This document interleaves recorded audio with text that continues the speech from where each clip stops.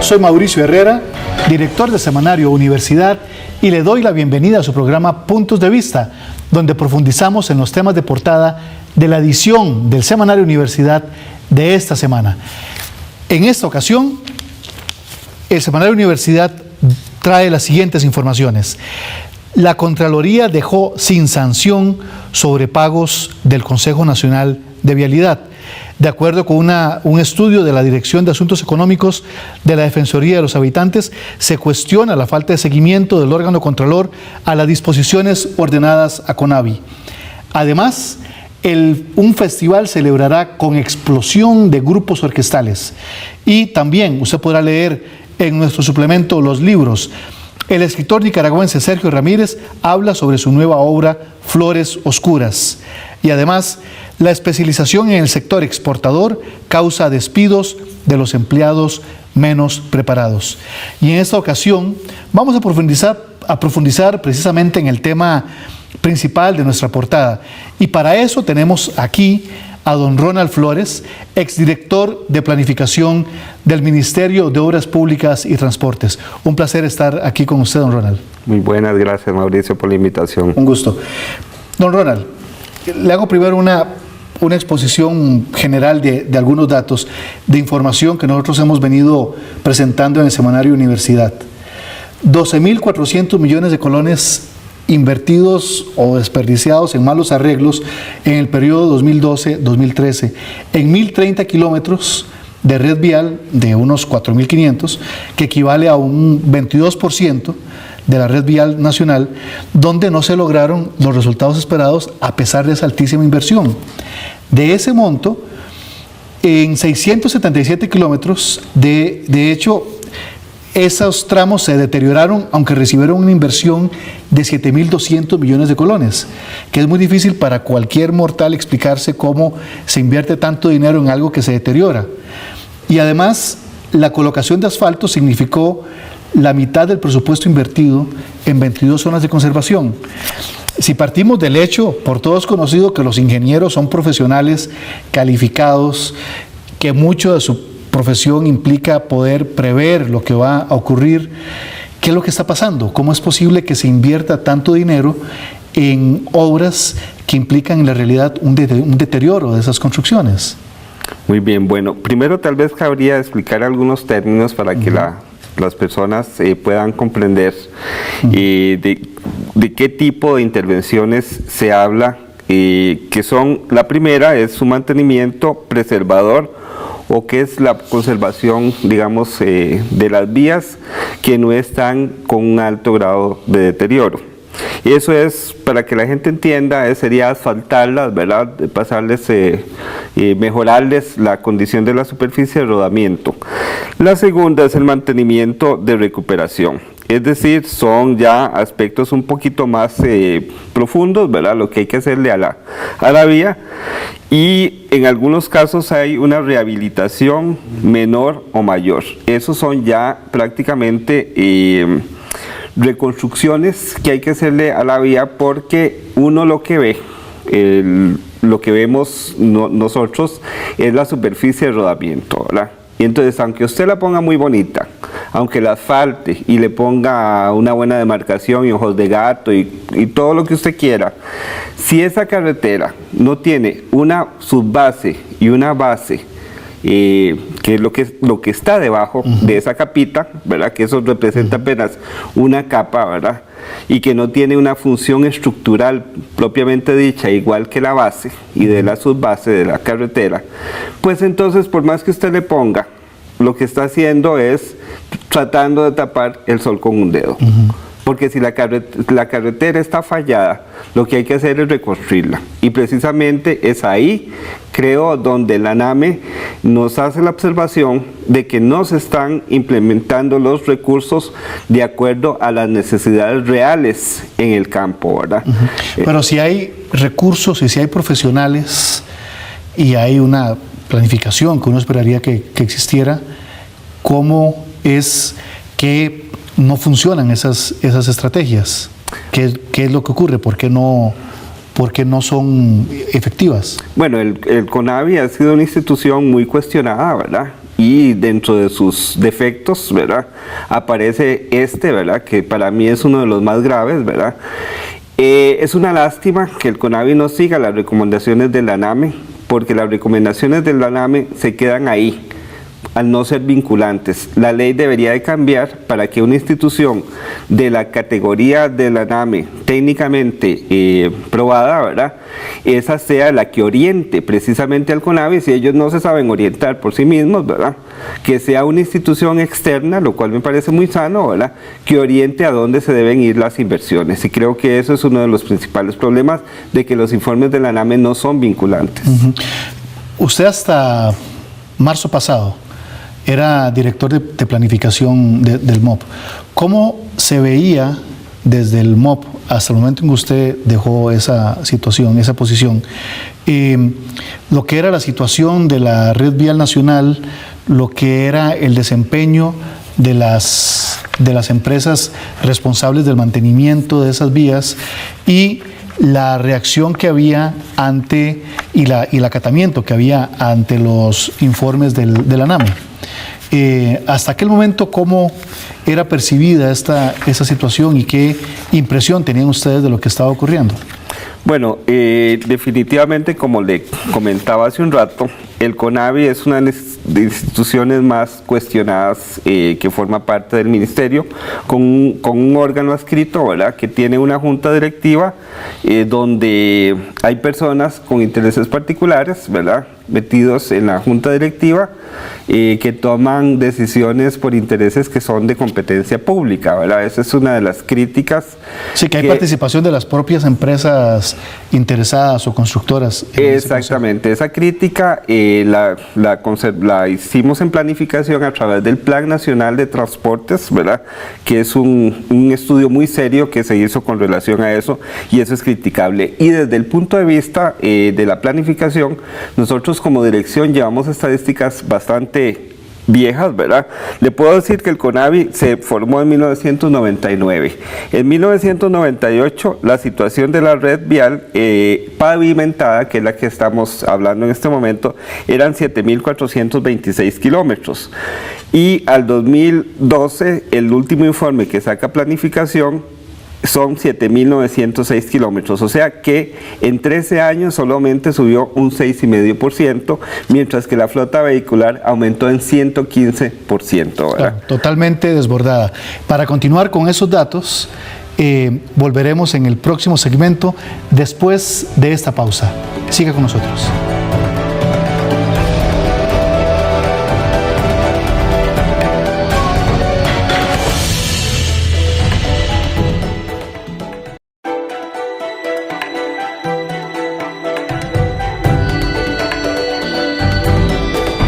Gracias por continuar en su programa Puntos de Vista. En esta ocasión nos acompaña Ronald Flores, exdirector de Planificación del Ministerio de Obras Públicas y Transportes. Don Ronald, nos explicaba usted en el segmento anterior las estadísticas de cómo ha evolucionado la red vial nacional frente a la inversión que se ha hecho. Y nos decía que en los últimos 12 años ha crecido realmente muy poco la red pavimentada. Así es, en 13 años de existencia del CONAVI las cosas prácticamente se han mantenido iguales. Véase que, por ejemplo, en el año 1998, antes de que entrara en funcionamiento el CONAVI, el 26% de las vías se encontraban en un estado, digamos, aceptable, según el anuario estadístico de la Dirección de Planificación. 13 años más tarde nos encontramos que más bien disminuye a un 24%, ¿verdad? O sea que más o menos las cosas se han mantenido igual y no se han cumplido los objetivos que se dieron con la creación de esa institución. Perdón, se disminuye un 24%, las carreteras que están en buen estado. Antes, en 98, era el 26% y ahora el 24% están en buen estado según el anuario estadístico de planificación. O sea que ha disminuido. Pero ¿cómo puede explicarse, cómo todo el resto de ciudadanos nos explicamos de que en estos años, cuando se ha invertido tantísimo dinero, son miles de millones de colones, cómo podemos entender que se haga esa inversión y que la red ni siquiera se mantenga, sino que empeore?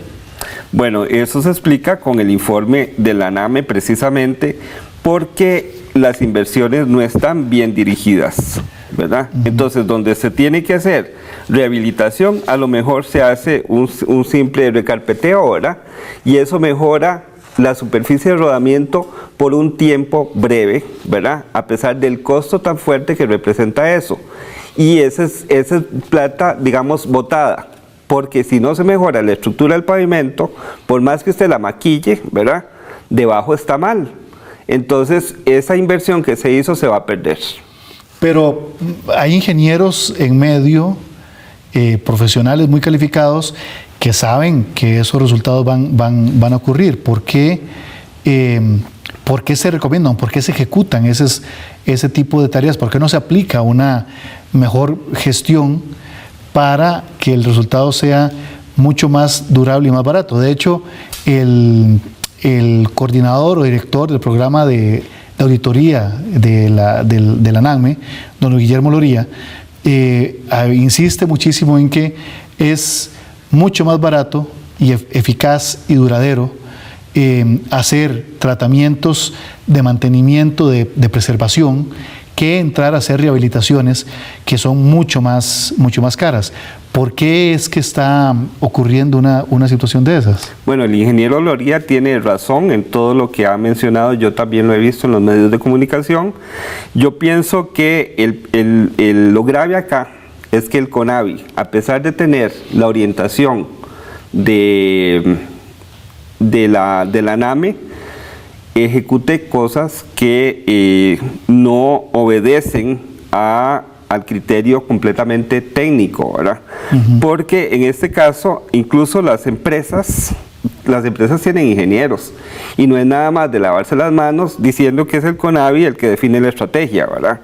Sino que aquí es una cuestión de que ha resaltado el mismo Colegio Federado de Ingenieros y Arquitectos, ¿verdad? Que todos como ingenieros tenemos la obligación de decir las cosas, ¿verdad? Si bien la institución, el CONAVI, es la que toma la última determinación, pues las mismas empresas deberían decir, mire señores, esto no nos parece, y dejarlo por escrito. Dice el informe de la Defensoría de los Habitantes que publicamos en esta edición del Semanario Universidad, entre otras cosas, refiriéndose a lo que han detectado en el CONAVI y en ese tema de carreteras. Ellos encuentran que hay irrespeto, y se lo leo rápidamente, irrespeto a lo establecido en los carteles de licitación, generando pagos en exceso a empresas constructoras, que a pesar de las recomendaciones de la Contraloría de recuperar sumas pagadas de más, la gestión de cobro de pagos en exceso es sumamente ineficiente, que no se sientan responsabilidades del caso ni se sanciona a funcionarios, que se desvían activos comprados con fondos del CONAVI a otros entes, se contratan compras y se cancelan en su totalidad, a pesar de que los bienes adquiridos no se han entregado en su totalidad, y que incluso se amplía la licitación con las mismas empresas en un 50% adicional.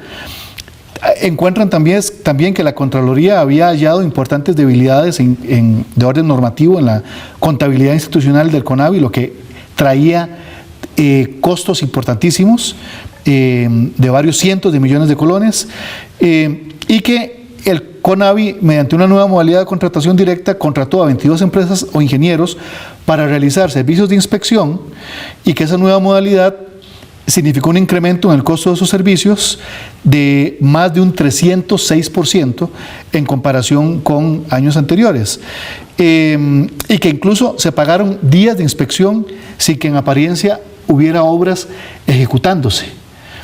¿Cómo es que estas cosas son posibles? Mira, don Mauricio, los estudios, el diagnóstico está clarísimo, ¿verdad? Y es de años, o sea, tengo años de estar leyendo informes de la Contraloría, ¿verdad? Y muchos dicen siempre lo mismo, ¿verdad? Aquí el problema es cómo se sancionan este tipo de cosas. Pero precisamente lo que está apuntando la Defensoría de los Habitantes es que la Contraloría dejó sin sanción sobrepagos y otras anomalías del CONAVI, y que nadie asumió responsabilidad, y que más bien prácticamente como ocurre en algunos casos, que hasta se le contrata más trabajos a empresas que ya han dado esos problemas. Bueno, yo espero que la Contraloría ejecute sus obligaciones, ¿verdad? Porque están por ley, y una de esas es precisamente fiscalizar los fondos públicos, cómo se invierten de la mejor manera. Ellos dicen que están terminando el informe, ¿verdad? Está bajo análisis, esperemos que ellos terminen a ver cuáles son las recomendaciones y que son vinculantes. Estas sí son vinculantes para la administración, y aquí lo importante es que aparezcan otros actores, ¿verdad? Como en el caso de la Defensoría de los Habitantes, que está levantando su voz. Me parece muy importante, ¿verdad?, que colabore con la ciudadanía para empezar a empujar estos temas, ¿verdad?, que son difíciles, y la NAME desde el punto de vista técnico, ¿verdad? Desde su perspectiva, ¿cuáles son los inconvenientes para que se ejerza una fiscalización eficaz en las obras? Bueno, hay varios aspectos. Primero hay que decir cuáles son los actores en una obra pública para que nos entendamos. El primero es quien diseña, ¿verdad? Esa es la figura del diseñador, que podría ser una figura pública o una figura privada, ¿verdad? Está la figura del constructor, que en este caso el país se ha ido nada más por hacer contratos con empresas privadas, pero también el ministerio, si fuera fortalecido, podría ser obra pública y competir en sana competencia con las empresas privadas. Para ampliar precisamente en ese tema de cómo es que se ejerce esa fiscalización, lo vamos a retomar en el próximo segmento, después de que volvamos de esta brevísima pausa.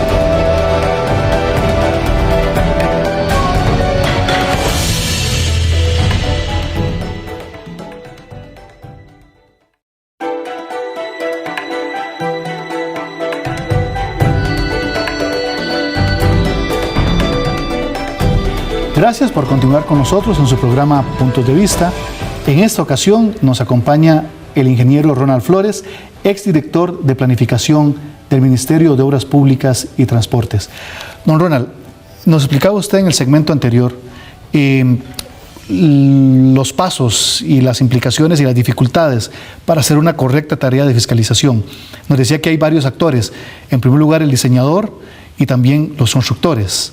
¿Y cuáles son los otros actores involucrados? Los otros dos actores es el supervisor, ¿verdad?, que en este caso también lo está contratando la administración, y es parte del informe, ¿verdad?, que viene ahí de la Contraloría, que se han pagado, digamos, supervisiones 2 veces mayores al salario que tendría en el mercado, y 3 veces mayor al que recibiría una persona si estuviera contratada por la misma administración.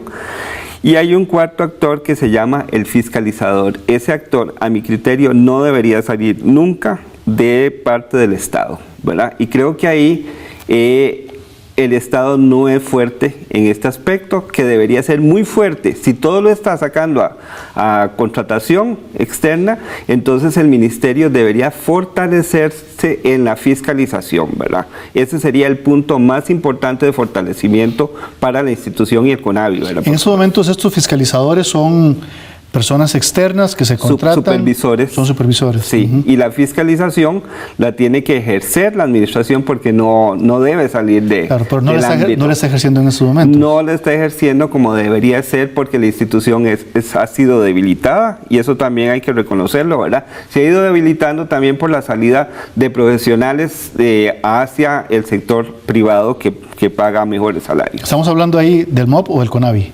Es de los dos. Y de todos, hablemos en general del MOP con todos sus órganos adscritos, incluyendo el CONAVI. ¿El MOP estaría en capacidad de asumir ese tipo de tareas desde su perspectiva y como exfuncionario del ministerio? Desde mi perspectiva, sí. El CONAVI para mí debe ser, en primer lugar, reestructurado, pero así con cirugía mayor. De hecho, muchos recomiendan directamente el cierre. Si no se puede, hay que cerrarlo, ¿verdad?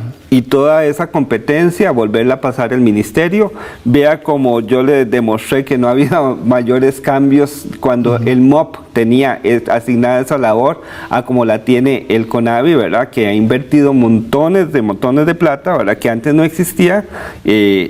No había tanto recurso que viniera de la ley 8114 de los 15% de los combustibles, sino que antes se manejaba un poco diferente, y ya ve que no han habido mayores cambios con relación a esto. y reestructurar todas estas funciones para que el MOP ejerza no solamente una adecuada fiscalización, ¿verdad? Sea muy fuerte en ese aspecto, sino que también ejerza su rectoría en toda la amplitud del ámbito. Las empresas constructoras deberían ser sustituidas por otro modelo o podrían seguir continuando con una mejor fiscalización. ¿Qué impresión tiene usted de lo que debería ser el papel de esas empresas a las que se les ha adjudicado la conservación vial? Bueno, ahí habrían dos puntos. Uno, que las empresas podrían seguir operando. Lógicamente, creo que la empresa privada debe colaborar con la economía nacional. Lo único es que debe estar regida sobre una fiscalización muy fuerte, ¿verdad? Para que se apeguen absolutamente al contrato que fue firmado, ¿verdad?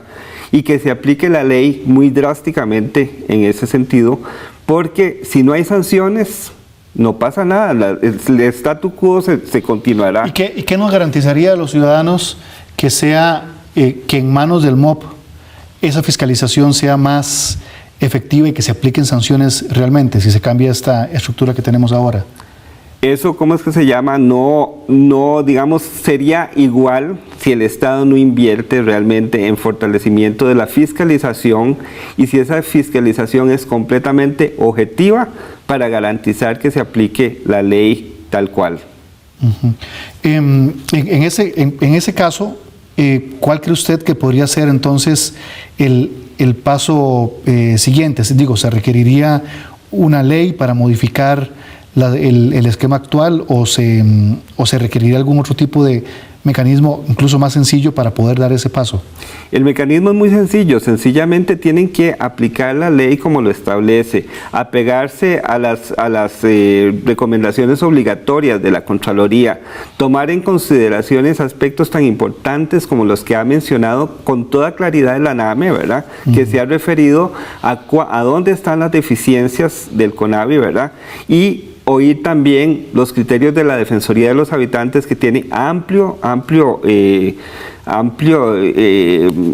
capacidad para decir todas estas cosas. Una vez más pareciera que ocurre lo que pasa comúnmente en nuestro país, que los diagnósticos son bastante acertados, pero falta la ejecución de esto. Le quería preguntar también,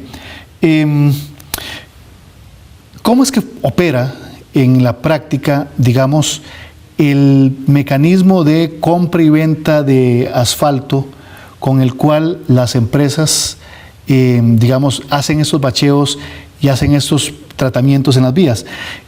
Porque llama mucho la atención el volumen importantísimo de asfalto que se ha colocado. Es prácticamente más de la mitad de toda la inversión que se hace en carreteras es en ese rubro. Y también que se coloca, según el ANAME, en los 4 meses, la mayor parte de concreto se coloca de asfalto, se coloca en los 4 meses más lluviosos. ¿Cómo es que funciona? ¿Esas plantas a quién pertenecen y quién le compra a quién ese producto? Bueno, en primer lugar, empezando al revés, ¿verdad? Uh-huh. El asfalto no se debería aplicar en los meses de lluvia, ¿verdad? O por lo menos no la gran cantidad como se está haciendo ahora, porque eso afecta definitivamente la puesta en sitio del asfalto. Por otro lado, ¿por qué solamente se piensa en asfalto? Si también hay concreto rígido, concreto Portland, que es muchísimo más duradero, ¿verdad? Si se le da el adecuado mantenimiento, ¿verdad? Dependiendo del volumen de las carreteras. Aquí estamos acostumbrados prácticamente a hablar solamente de asfalto, ¿verdad?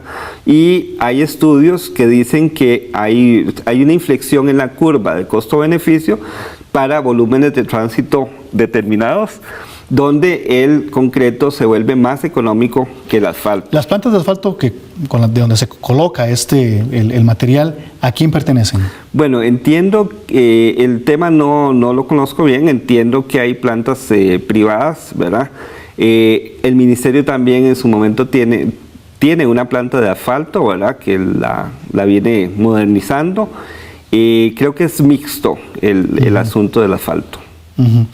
Y las empresas, digamos, uno pensaría que sí tienen una planta de asfalto, es parte del negocio venderles asfalto al Estado, y en cuanto más asfalto se coloque, obviamente mayores serían las ganancias. Si fuera así, sí, y en todo caso lo que sí es muy claro es que es más fácil poner asfalto, ¿verdad?, que ponerse a reconstruir la carretera o rehabilitarla adecuadamente. Es muchísimo más fácil para una empresa sencillamente llegar y poner el asfalto encima. Pero desde la perspectiva del señor Luis Guillermo Loría, de la ANACME, donde él dice que es más barato, efectivo, duradero hacer esas reparaciones preventivas que hacer las rehabilitaciones, uno pensaría que si posee una planta de asfalto, no va a ser buen negocio hacer reparaciones preventivas. Si fuera así, así sería exactamente. O sea, lo que hay que hacer es que la administración se apegue no a los intereses particulares que pudieran existir, sino que se apegue a una rigurosidad técnica que ya la demarcó muy claramente la ANACME. Y que haya una fiscalización efectiva de parte de la Contraloría y del resto de instituciones que supervisan y que están sobre ese tema. Correcto. Le agradezco muchísimo, don Ronald, ha sido muy claro, y les agradezco a ustedes también por acompañarnos en este programa Puntos de Vista. Nos vemos la próxima semana.